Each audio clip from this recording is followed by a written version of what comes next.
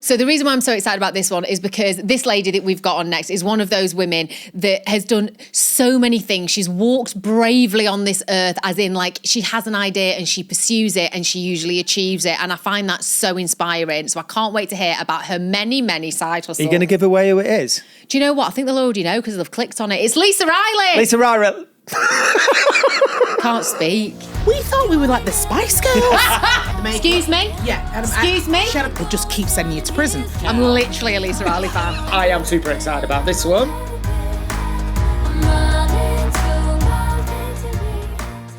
You are very excited. You're nearly as excited. I'm sweating a bit now. You're nearly as excited as I was last Can't week even with speak. Adam Rickey. You're nearly as excited. I am as excited. Well, I'm glad it worked out that I could do it, so I'm dead Thank proud of you too. So you've just so come much straight for from being work. here. You've come straight Literally, from and I did filming. wash my hair. There's no wig head. I've got to say, I love her more in a wig and her lashes. I do love Mandy's outfits. I rang Roxy, I was like, oh my God, can I come as me? Or literally, I won't have time, but yeah, I got to wash my hair. I wish you'd have come as Mandy Dingle. That would have been good. Lashes in a And wig. done the whole interview in character. We'll do that next time.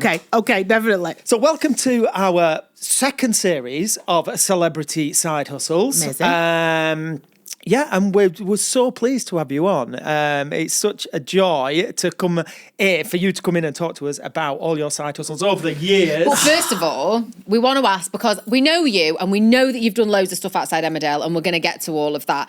But how did it start for you? Did you always want to act? Were you a little kid star? I imagine you as being a little kid star. Can we say tits and teeth? No, Yeah. You could say anything you Say want whatever on you this. like. Well, my mum used the word different. Yeah, so basically the story went that when I was 6, right, mum went to school to do the parents' evening, and all the other mums after the parents' evening were all going, does your kid like Danger Mouse? Does your kid like Danger Mouse? For those people who don't know Danger Mouse, Matt, come on, we're the same age. I absolutely know thank you. Danger Mouse. Thanks for not including me in that. You're proper young. So basically, my mum got home and she was like, babe, you don't mention Danger Mouse. I was like, no, I don't like it. It's fake. No, I'm like Audrey Hepburn, like singing Moon River with a guitar. That was me. And I had this aversion to cartoons, apparently. And this was at 6 years At old? 6 years old, and I wouldn't even hook on to anything like that. So mum looked around for various drama schools up north and stuff. There was Sylvia Young's, which I could have gone to at that time. And I suppose my mum and dad didn't want to lose me to London, which is understandable. So I was Bearing in mind, you're still 6. You were like ready to go to London. Yeah. You were like, yeah, mum, Yeah. if you don't find something local, Do you remember- I'm going on train, mum.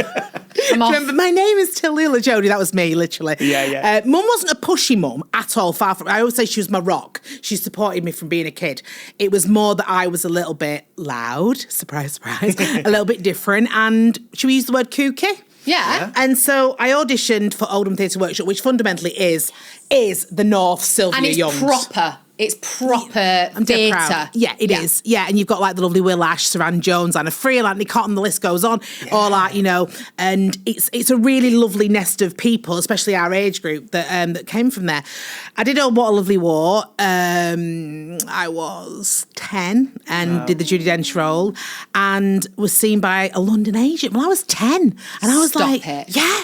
And there's me, like, not really knowing innocently that age, like who Judi Dench was, and you've got the Judi Dench role, brilliant. I just did it. I tried to do the best I could, and the next thing I was having an audition with this London agent, and then after that I got like Children's Ward, and the work sort of kind of flooded in. Wait, from. so just tell us, after Children's Ward, Yeah. what did you do? Like, can you remember? Can you literally list them? I did this, a really amazing two-part of BBC 2 called Flight, which was about horrendous racism in Bradford back in the day. I mean, and that was so like new for its time back then. Yeah. Looking what we do now.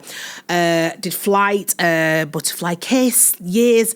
Yeah. And this was all as a child Teenager, actor. yeah. Teenager. So I was, pre-Emmerdale, should we say. Yeah. And I did loads and loads of theatre, and I kind of... Did you do musical or straight theatre? Yeah, straight theatre and musical both. and musicals. Yeah, I always wanted to be Eponine, my dream. And then my dear friend Gemma Wardle, she got the first cover as Eponine, and then she got to play Eponine, and I was like, wow. And then I was like, okay, I'm a bit chubby, I'm going to be Madame Thénardier now. And that's what I thought, that's my calling. Right, okay. I was going to ask this, sorry to interrupt your flow, but you said about you being a bit kooky as a kid, and you seem like from 10 years old, you constantly kind of worked. And do you think it was that kookiness that you worked, that's what got you the work? I hope so, yeah. I mean, when we used to go for auditions, that's what I kind of don't like about this self-tape thing of this generation now, because sometimes I was like, I'd say to like my mum or my chaperone at the time, I'm like, I'm not going to get that. I was rubbish. But I think I got the job just because like, I never shut up. And I think they were like, we can get out of her because she's just a bit like, bonkers maybe. We can direct that energy. I think so, yeah. And you know what I'm like, as Dominic says, she's like that at 6 in the morning, like at 6 at night. And sometimes I can't suppress it and it's who I am. But I've been like that from being a kid, and thank God it kind of helped me along the way. Where do you think that energy comes from? Like from 6 in the morning My family. Are they all the same? Yeah, because I think they never diminished it out of me. They never, someone's like, I think it's all right to be a bit feral. I was obviously a feral kid, and I think that's all right. And I think my mum and dad were just like, that's Lise, and she's full of beans. I always remember that line, she's full of beans, without eating Heinz beans. But that was me, Yeah. So would you say, even though you'd done all that, for you in the business, and when people started to recognise you and really know you, was Emmerdale the first kind of big adult role that kind of where everyone knew who you were? Because I remember watching you, and I remember loving you, and I remember when you came back into the show. I knew you'd done other stuff in between, but to me you were that character because it was such an iconic family, and the role that you played, which obviously you're playing now.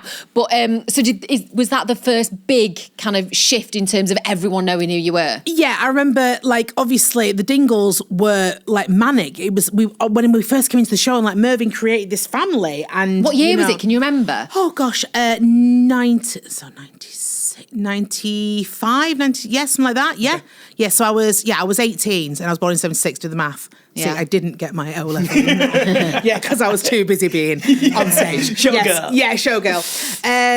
So we came into the show, big impact, and I just remember distinctly, and it really freaked my head out, being quite early in the show, and I went into Asda with my family, and I was on the front cover, me and Ian Kelsey, of every single magazine. No. Now back then, that was massive. I mean, we were getting 12.5 million. Star. They were on this like threading and all that there is nowadays. Yeah. And it was surreal. The and nation it was a real moment. Watched, didn't they? The nation millions. watched. And they really cared. They you could hook the storyline, and they couldn't wait. It's not like now with spoilers. We've got Netflix and all of that. It was literally everyone sat down to watch it as a nation, and you guys were the biggest family in the country at that time. Yeah, I've talked to like Martine McCutcheon, me, and Patsy Palmer back in the day.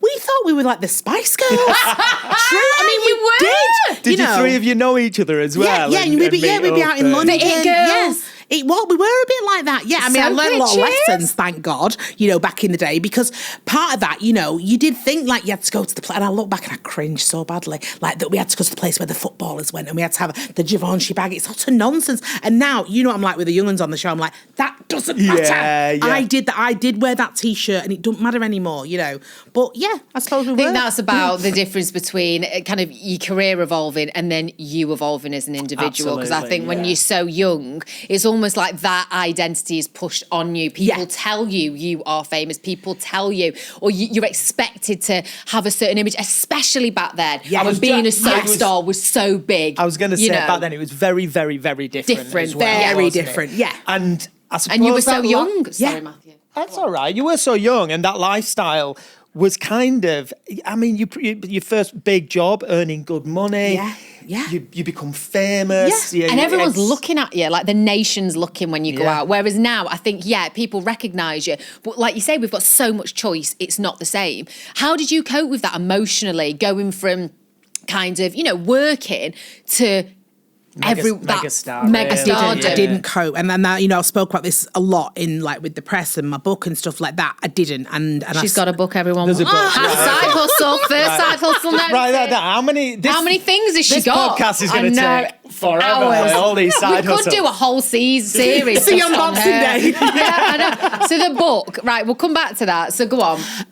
Basically, I didn't cope. I was partying really hard and doing things, as we just said, like I thought went with the job. Yeah. So we'd be at Leeds Bradford Airport, and there'd be like me, 4 of the other cast members. We'd be at Leeds Bradford Airport at 7:00 on a Friday night. We would fly. There was a shuttle. Down to Heathrow, and we would go and stay on Park Lane and live life. Yeah, I know. Wow. It was crazy. I can't even afford the bleeding train. I got first class. How much? Oh, how it's we changed. go down on standard. Yeah. I know. And then we would party and then fly back up and then... No. How brilliant, though. No. I mean, that it was is crazy. It was crazy. But with that came that feeling of like panic attacks all the time. That was really, really bad.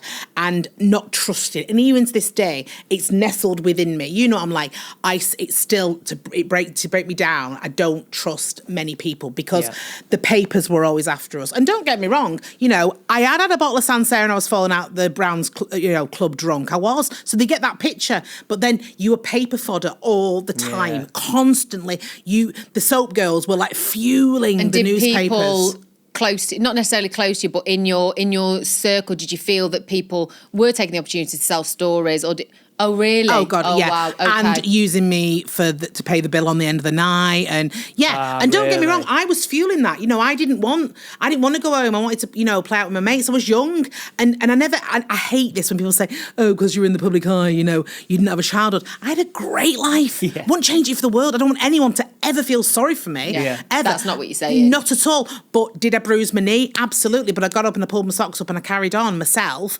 And yes, there was parts of it that were hellish. They really were. Like anyone growing up, a student in Leeds, whatever you choose to do in life. But I had a great time doing it all, but there were quite a few hurdles along the way. And when did you leave Emmerdale for the first time? How long? 7 years. That's you were only in it 7 years. Yeah. It seems to me like you were in my child. But when you were saying that, I think I was 9. So kind of by the time you left, that was my kind of childhood, almost. From 9 to 15, that was such a big part. Yeah. And so it feels like you were in it does amaze forever. me. Yeah, But it does was amaze 7 me years. sometimes when so iconic characters or people that have created iconic characters say, yeah, but I was only in it 3 years, only in it 4 years, 5 years, 7 years.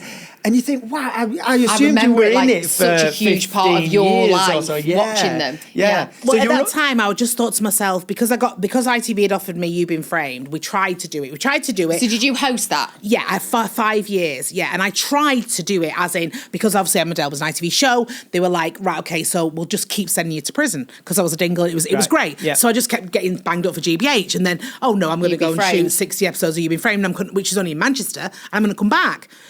But it got to me. And I was just like, no, it's the right thing to do. And they just married me and Dom off actually Mandy and Paddy originally. Yeah. And I was like, but I wanted Dom's career to flourish and keep going because he's phenomenal and I love him like a brother, so I wanted that to carry on. But I was like, right, what we're going to do, we have to divorce us. And so I rang up the boss at the time and I was like, right, I know I've left, but I've got to come back now. I came back about 4 months later and I was like, right, divorce us. Then obviously you can keep Paddy's storyline going and he's obviously still there to this day. And now we're getting married again. Hilarious. 25 years later. And so I did. And then, You've Been Framed was So how did amazing. You've Been Framed come about?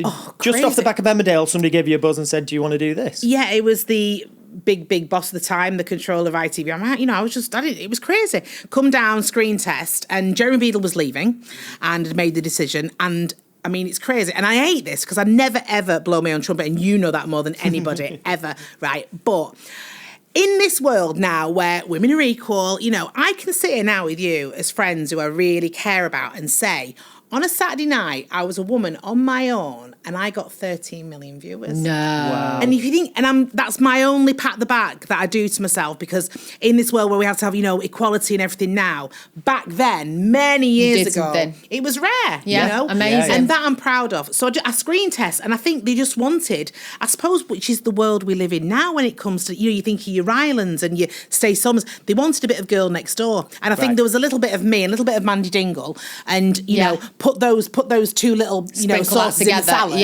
and let's see what we can create. And I remember saying at the time, I was going, this doesn't need to be a studio-based Saturday night show. This just needs to be a narrator. And then, funnily enough, later on in as it carried on, Harry Hill then was just a narrator. And that's all the series needed. And still did dead well. Yeah. Amazing. Right, I don't know if we should, because with Lisa, we could go through every single job. No, Do you know what I mean? And then we would be here till Christmas. So I don't know whether we move on now, because there's a lot of other really amazing stuff. Like I loved Three Girls, which I know we've jumped right to almost before you came back. Yeah. But you were phenomenal in that. It was something really different that I saw from you, as a performer. And it was so raw. And I was like, hats off, because I know how funny you can be. And I know how much energy you can bring. But that was something else I'd not seen you do before. If anyone listening to this has never seen it, it's called Three Girls, and it was an ITV BBC. three-parter. It was a BBC three-parter, wasn't it? Yeah. Based on a true story. Based on a true story. Yeah. It's excellent. Yeah, and you were so good in it. So, good.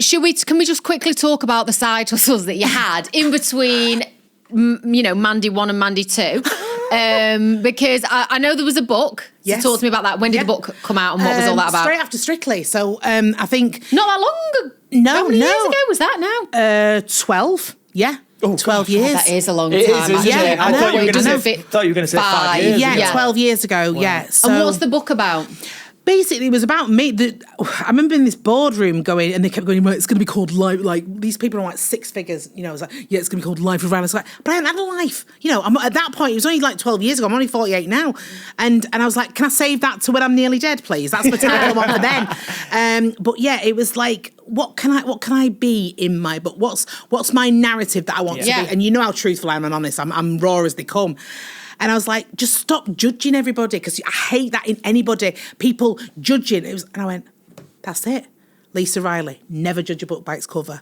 Because when I got chosen for Strictly, if you remember, that when they did the first Iden advert of who was going, do you remember those books where it's the 3 flaps, the head, the body and the legs? Yeah. So that was the Iden, and they'd show a head and then a torso and then a leg. And when my legs were shown, people worked out, and my face, obviously, it was me. And everyone was like, oh, she's going to be an Anne Widdecombe, John Sargent.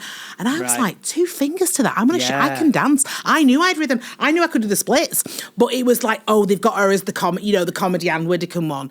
So that even more fueled it when we were thinking about the book and the content. It was that, I've had a wonderful Don't put me life. In a box. Don't ever put me in a box. And certainly don't judge me, ever. I don't judge anyone. I loathe that in life. Yeah, and so that's where the title came from, and it was a great success. The book was Amazing. Do you think you'll ever do another one? Yeah, Life of Riley when I'm nearly dead. When you're nearly dead. I mean, it's a perfect title. Title to keep, isn't it? Keep that in the drawer. It's in the name. Definitely.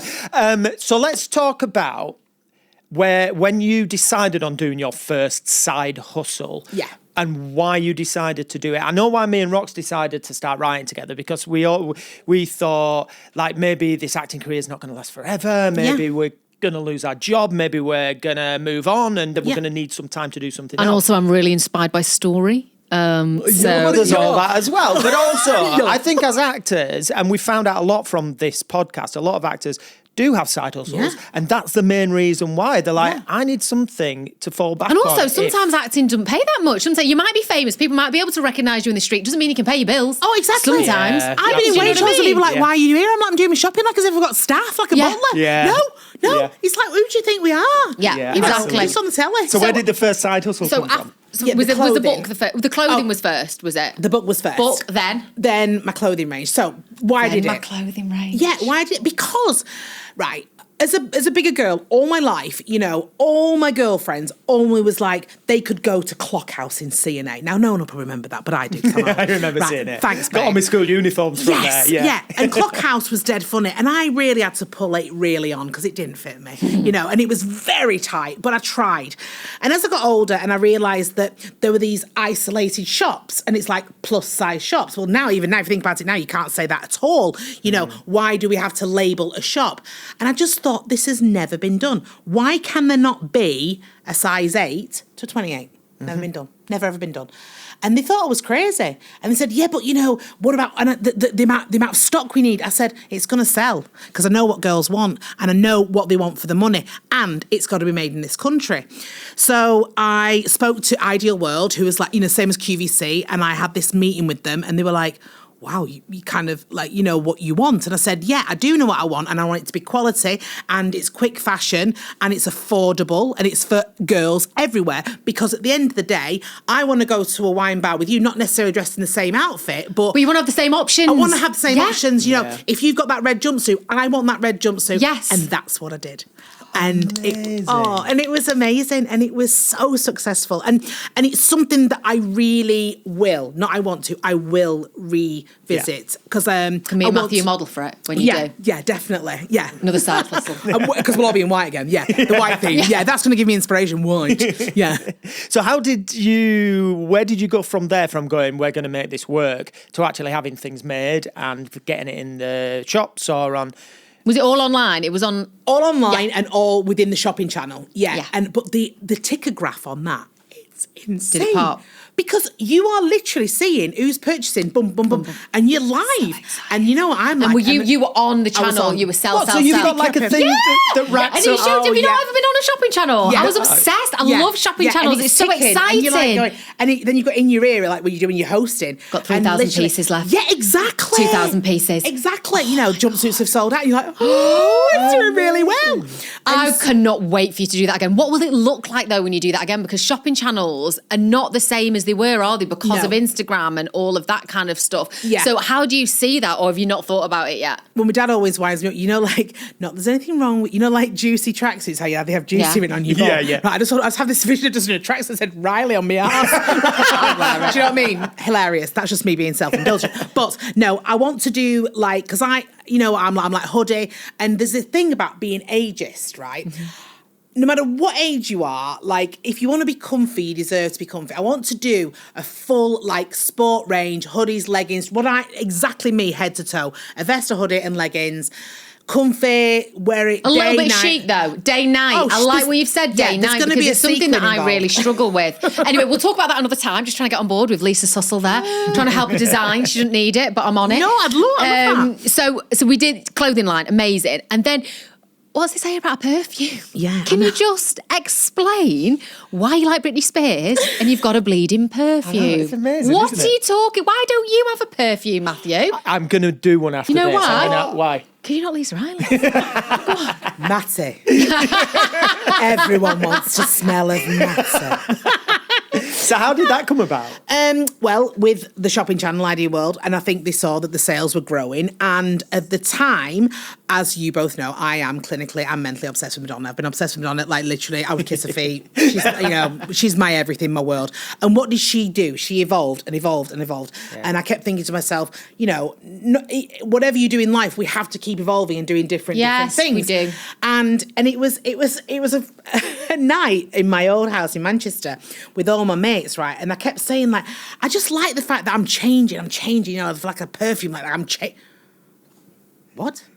That's it. Stop. And I get the Google and I went, Change, eau de toilette. There's no perfume called Change. And what a phenomenal name. Yeah, brilliant. And everyone can go, I've got a bottle of Change. I've changed. I just loved it. Yeah. And so I did it. And you went and pitched it to them straight away. And they were like, why yes. Not? And even designing the bottle, I wanted it simple because, I like things in my bathroom, quite OCD and simple. And it just worked. Have you still got a bottle of Change at home? I have, yeah. How do you go about, I've always wondered this, how do you go about creating the smell? What do you do? We went over to Switzerland, so I told them what I love to wear. And when I walked in, say you smell lovely, right? Yeah. And people said that at work, don't they? They know Lisa's in the building because they can smell me. Apparently I love musk and bergamot. It's very my smell. So I wanted it to smell like my choice of what I like, but not fundamentally copying a complete Joe Malone, if we were. Yeah. But just to copy the flavours and the scents that I like. And so we did it. And they've done it on The Apprentice now. I remember watching The Apprentice going, that's what I did. And you're doing that with pipettes going, well, let's put a bit of mint in it. Oh, no, not been mint in it. Wow. And you're doing that thinking, well, and also elements that you've never really heard of or smelt before. Yeah. And then going, that's why you don't do that because it doesn't work. Right, yeah. Okay. So all that sort of thing. So exciting. And then adventures. You've had lots of adventures, haven't you? It's been good. How good's that? I love that. So after the book, after the clothes, after the perfume, did you then make some documentaries? Did you make one or more than one? I made one documentary, and then I pitched I've written ideas which got commissioned. Yeah. Oh, so wow. Documentaries, yeah. So I'll talk about that. What's that? So basically, I like to think that I'm a bit, I think it's a northern thing. We're northern, and I do think we have an eye for sort of watching, and I love being in just a coffee shop on my own and kind of earwigging and just, I love people. I find people, and I find different clumps of people interesting.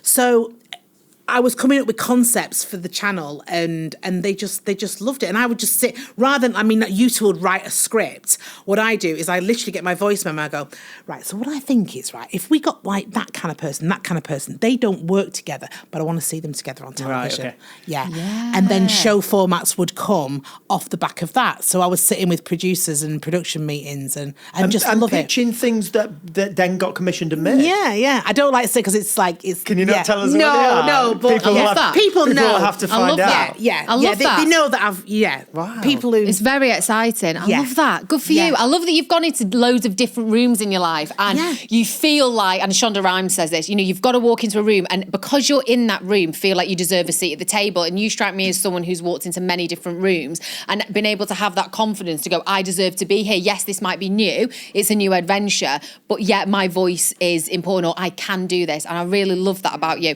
Now, let's get to your side hustle now, which isn't something that's necessarily making money. It isn't something that's about external gain. This is something that's about enriching your soul and your spirit at this point. But I think So this has important, come from the fact that you have lived your life, you have done these things, and now Amen. you want to concentrate on yourself. Also interesting in what she said about loving different types of people and different lives and stories and culture.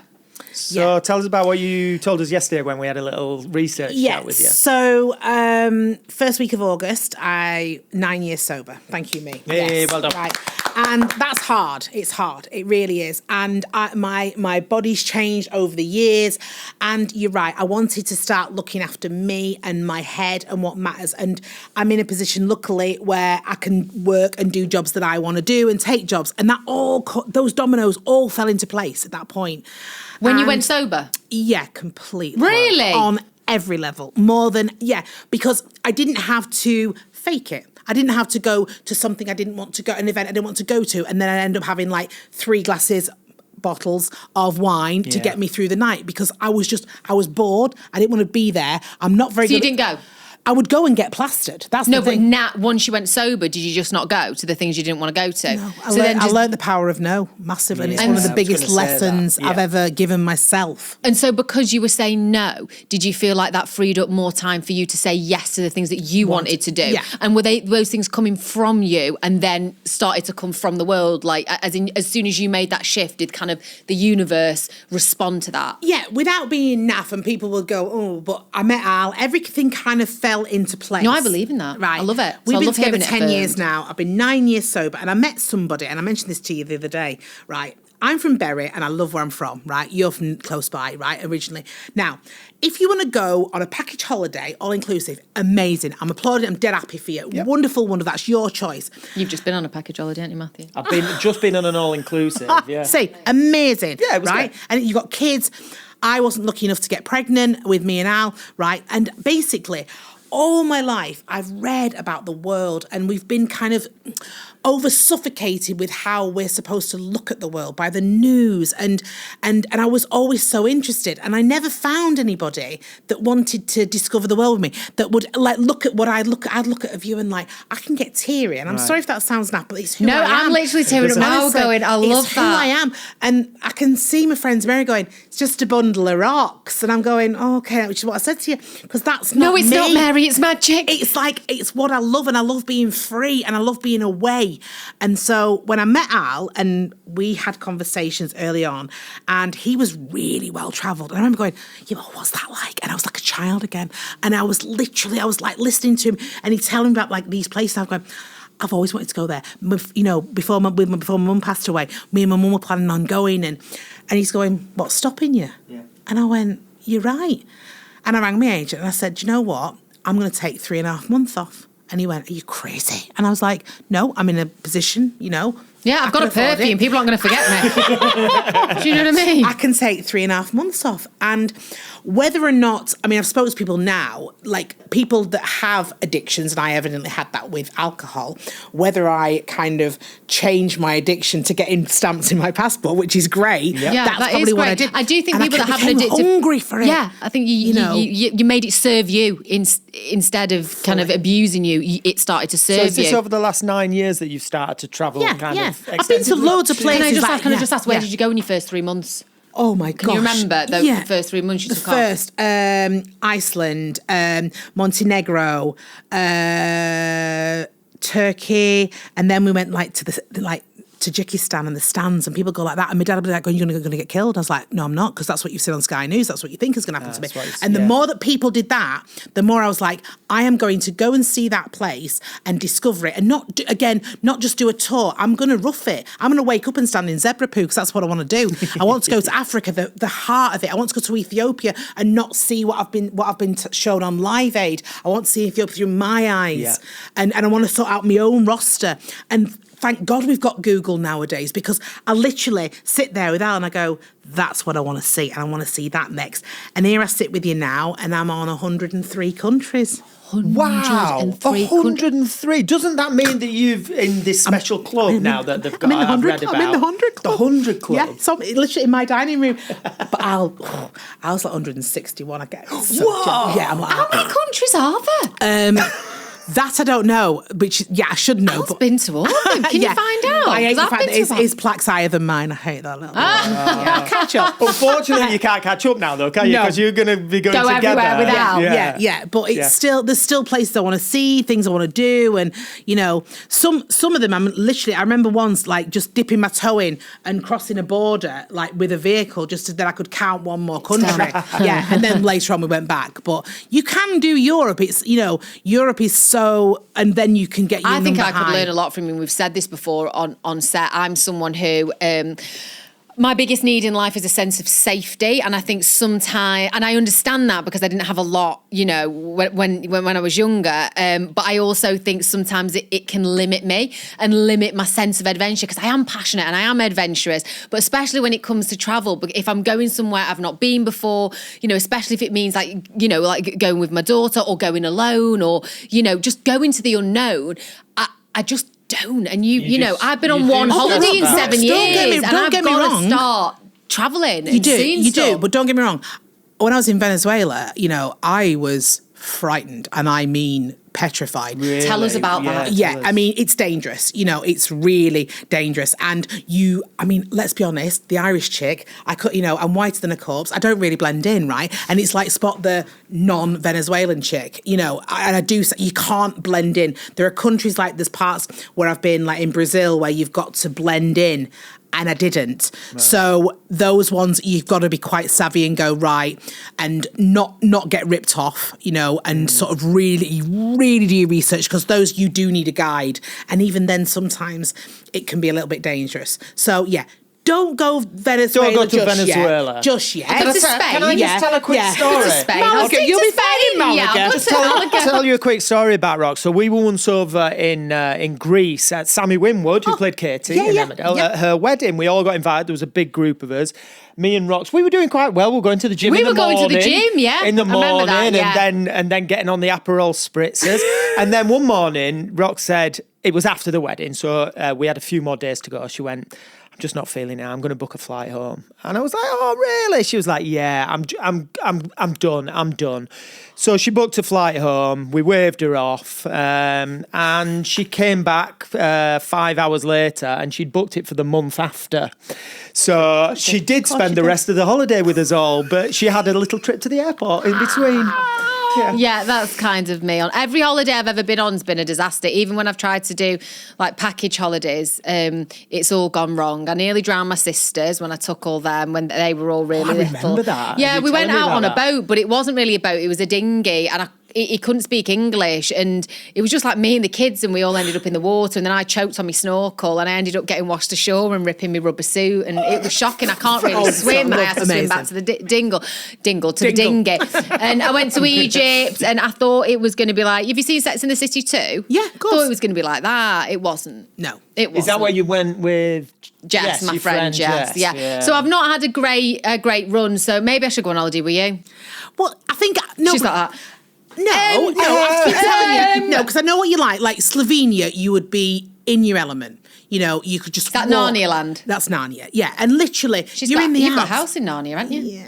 shot a house. Not or he in actually Narnia. shot No. Narnia. In Slovenia. Yeah, that's You've got my a house away. there? Yeah. So that's when I want literally free time away from work for everyone going west, walking as we know. And is that just one place you went to, fell in love with, and just went, I need to be here? And the freedom and the air and the Alps. I can smell it now. And you look, your eco, it's very eco. And Remember when green. I nearly booked a holiday there? I know. I was like the tourist board going, you need it in your life. I've and never it's thought of safe, and going it's so to safe. Slovenia. Oh yeah, with the kids, you'd love it, Matthew. Right, that's what we need to do. We Do get it something from together. every interview. Not together. Bloody hell, see enough of me. I'm not a Slovenia with Matthew.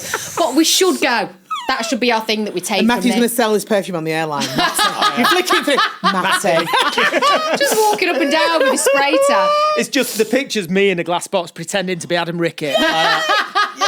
Love it. So, going forward now, have you got any, and you don't have to share this because sometimes it can be really personal and I personally don't like jinxing things, but are there a couple of things looking at the next 5 to 10 years that you want to do, whether that's like just internal goals or external? Is there anything you want to tick off, or right now are you just seeing what comes? Yeah, I think, as actors, you never know. You're only as good as your last episode. You don't know what what's happening next. I'm still very ambitious. I am. It's something that runs within my blood that I think will never go. It's who I am. I hope I'm still as energetic and sprightly and healthy. Touch you wood. will be. I hope so. One thing that I would give my left arm to do, and I would love to, is produce Saturday night television. Oh wow. That's my old. Not just yet. She might give us a job if she Yeah. I would love to. Yeah, I would love to do. Yeah, to be part of the production team and the ideas Have team. you ever done producing before? Have you produced? Yeah, anything? she has. Yeah, she told us that in the interview. You're not listening. with like giving ideas and stuff like that. Yeah, sort of thing. But what I mean is, have you ever produced No. something in terms of Oh, being... no. Right, sorry. No. So I jumped on you then. I didn't once Matthew? produced Sorry. a musical that did a tour with like Kevin Kennedy. That was ages okay. ago, yeah. And Miranda Wolfenden, yeah, that was really successful. And Sarah Jane Dunn, that was on tour. How did that come about? Dave Simpson, who used to write on Emmerdale when I was a kid, when I was younger, and he left the show, didn't know what he wanted to do. And then in Manchester, you'll probably do JB Shorts every year. It's like they do that at the festival, and it's all ex-Morris, ex-soap writers, Lisa Holdsworth, loads of these. They come together and do the most incredible festival, and they write 18-minute pieces each. And so they'll do 7, 6. Is it the same writers every year? No, they're all different. You two oh my God. We should do another thing to take from the interview. Get it written Get down. it right. You write it down. seriously. Yeah, we should. You'd be great at that, yeah. I'll And have it can to be on, get in and touch. yeah, quite, like on the topic as well. You can be, quite edgy with it stuff. You'd be great, okay. yeah.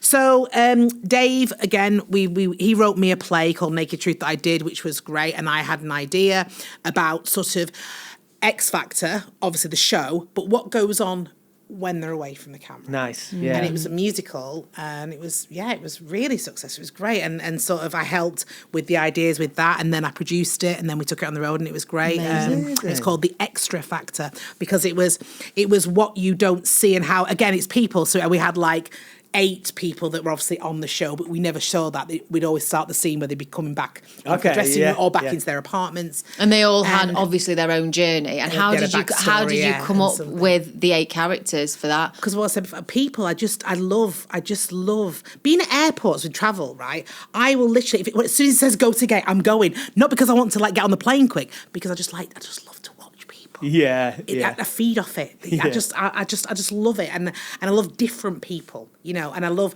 why I always in my life. Do you know like the Trivial Pursuit? The where the 6 pieces go and they're all different colours. Yeah. Who came up with that concept? Like, I want to know who said, right, I want to do a piece of pie, and who's going to be pink and orange and green, and that's how I look at my life. Sorry if that sounds naff, but that's it doesn't. And it's that's amazing. who I am. Yeah. I love that. You like a piece of pie. I want to know why they're in a coloured shell and why them colours are there, because that's what makes it fit. Because we're all different, and I love different people. I can't stand same. Same makes me ick. Yeah. Boring, So, isn't it? Yeah. So that's my dream. Yeah, if I could. I mean, I'm happy at Emmerdale. I'm so lucky that they've put me and Dom back together again. Amazing, yeah. And it just works, we're just like, we're crackers together, driving mental, literally 24/7. We had Dom on the first season him. of that. Yeah. He's great, isn't he? Dreamboat. I'm sure no matter what, I feel like you're just one of those people that you'll just continue to do interesting things, and I'm excited to see what you do next. I really am. Yeah. Thank you. Thank you so much for coming on today. Yeah, thanks, I've Lisa. absolutely love this. It's been great. Thank you. Love you. Thank Mwah, you. mwah, mwah, mwah, mwah, mwah. So thank you. I love that. She was so good, wasn't she? Not a disappointment, was it? So good. I actually thought we were just talking to her for about 15 minutes then. And it was 42. And it was like 42 minutes. She was just so Fascinating. fluid and fascinating. Yeah. And the things that she's done. I want to be more like Lisa Riley. It's amazing, isn't it? And the whole thing with the clothing range and then Love just that. going, I'm going to make a perfume and I'm going to fly to Switzerland, come up with a smell, come up with a brand, come up with the shape of the bottle, and she did it. And I love the fact now she feels like she needs a little bit of food for the soul. Yeah. And that's what she's doing for herself. More of an internal journey now. By she's achieved so much externally. She's and doing all these trips and going to the places that she wants to explore. And I love the idea that she wants to see places with her own eyes, not the places that we're told by the media that this is what it's like. Yeah. She wants She's to go and go see that. It's like an adventurer. And there's a TV show there, isn't there? That's another side That's hustle. the tip. We'll have to go and tell her now. Let's text her. That's her show. Give her a text now. Tell her to produce that. Right, come on, let's go text her.